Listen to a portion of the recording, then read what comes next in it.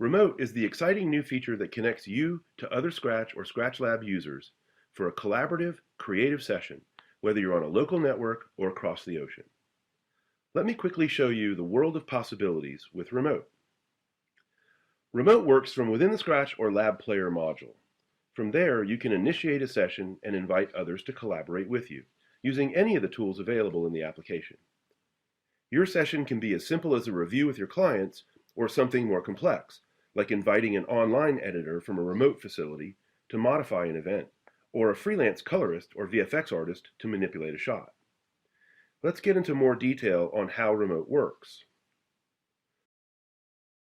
The Remote menu is available in two specific places in Scratch or Lab, depending on whether you're initiating a session or joining one. If you're the session initiator, the Remote menu is in the top menu bar in the Player module.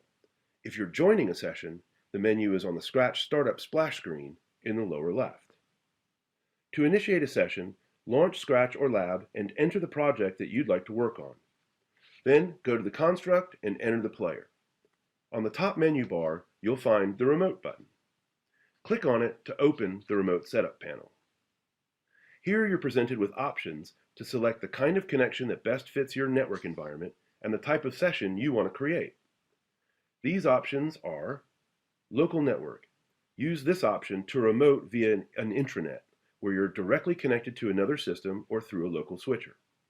The Peer-to-Peer option remotes via the internet, directly connecting two or more systems located outside your network. And the Server Relay option is used to remote via the internet but through a server. This is a useful choice if you're trying to set up a peer-to-peer remote session and someone can't connect due to firewall restrictions. The Server Relay connection is designed to help accommodate this situation.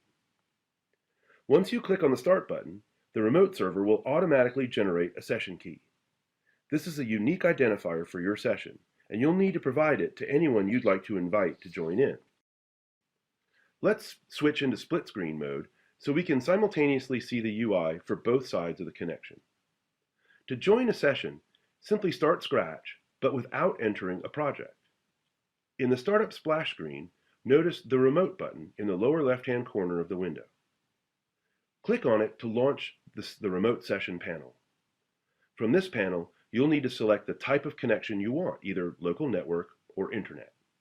Once you've selected your connection type, you then enter the session key provided to you by the session initiator. Of course, any remote session needs media, and Remote offers you a couple of options to handle this. In Scenario 1, the host and the guest participants on the session each have the media on their local drives. In this case, you can just use the media path to point to the folder where the media is. Please keep in mind that the same logic used for the Scratch project media path is used for Remote's media path. You'll be pointing to the root folder where the media will be, and this can be any local, removable network drive or folder, but the directory tree for each side of the Remote connection must match in order to properly relink. In Scenario 2, the media exists only on one end of the connection. In this case, Scratch or Lab will automatically detect that the media is missing and send a high-quality image from the initiator's system to all the Remote guests joining the session. This image is per frame and sent in the background as you and your guests move through the timeline. These images are actual full frames, and not only for the base shot, but for any element that you may be using in the shot. For example, say you're compositing some CGI elements over a live-action plate. Remote will send frames in J2K format that can be stored on the guest side in the cache folder, as defined in the Remote dialog. If you don't want guests to retain a copy of the media, the initiator of the session can simply enable the Secure Media option. This option creates a temporary cache that can't be saved by the guest. Once the session is disconnected, the cache is deleted and no images reside on their side. Best of all, Remote is not limited to two systems. You can have multiple people connected to your session, either as collaborators or observers. At this point, let's switch back to our dual view to continue the demonstration. As you can see, the guest can't see the action or mouse movements from the moderator. Each system connected to the session is working locally and transmitting the project data in real time. So each system translates received project data into its own local result of that action.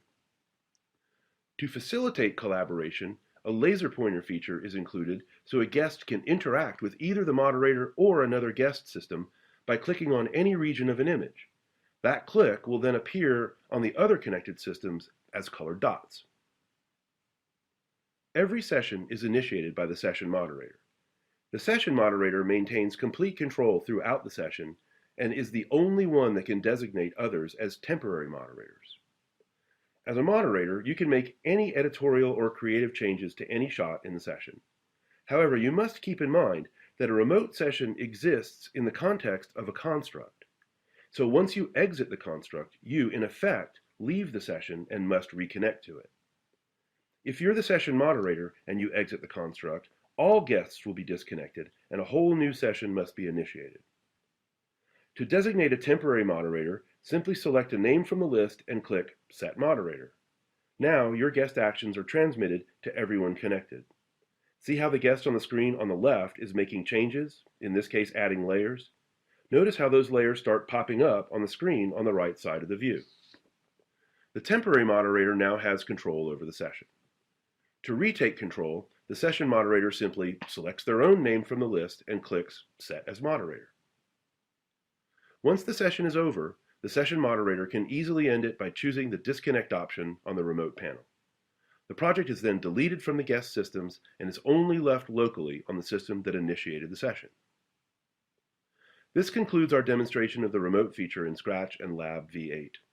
For more details on this and all the other great features in this new release, please visit assimilateinc.com. Thank you.